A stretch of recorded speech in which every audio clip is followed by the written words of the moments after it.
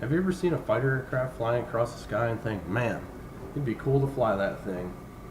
Well, I have the privilege of saying that I make that happen on a daily basis as an Air Force crew chief. Hello, my name is Kevin Feeney, and I'm here to tell you about what it's like to be a crew chief. I'll provide you with what it's like in your early stages of your career and then in the later stages of your career. So what is a crew chief? In the early stages of your career as a crew chief, typically from airman to a staff sergeant, is the most exciting. You go to basic training. After graduating basic training, you go to Sheppard Air Force Base, where you learn technical knowledge in your aircraft specialty. After you graduate from Sheppard, you are sent out to the Air Force, to your permanent station, where you begin your OJT process. OJT meaning your on-the-job training, where you're starting to learn your specific role in your unit. As a crew chief, you're the prime maintainer. Everything hydraulics, engines, and electrical is a system that you must master and be proficient in. And you're doing this from the ages of roughly 18 to 26. So you're extremely young with all sorts of responsibilities. Being a younger crew chief, for me, was the most exciting. I was responsible for my own actions and the actions of everybody else, making sure that they're providing me with a reliable product and that I was producing a reliable product to the pilot so he could return safely. As a staff sergeant, you begin to do jobs outside of your particular specialty. You'll start learning other sections' jobs.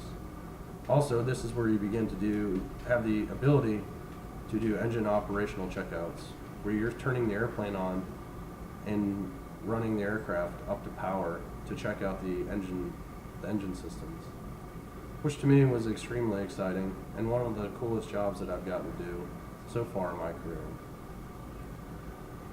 So being a crew chief in your early part of your career is extremely exciting and fast-paced, but there's another part about being a crew chief, and that's managing people. So I'll talk to you about the later years. And when I say the later years, I'm talking typically from E6 to E9. As a E6 and E7, early E7, Mass Sergeant, you begin to manage people and entire work centers. This is the job that I currently hold. I still have to maintain my proficiency out on the flight line because there's often times that I have to go out and explain things to our younger airmen if they're having troubles with figuring out any kind of issues with the aircraft. But at the same time, where I'm an expert maintainer, I start to deal with personnel issues. And this could be anything from punishments to assisting airmen with how to buy a car. I manage a section of 90 people, so you can imagine that I've seen just about everything that a person would have to deal with. Although it's not as exciting as working on the planes itself, it still holds an important role in the unit. As senior mass sergeants in chief, you begin to manage entire squadrons.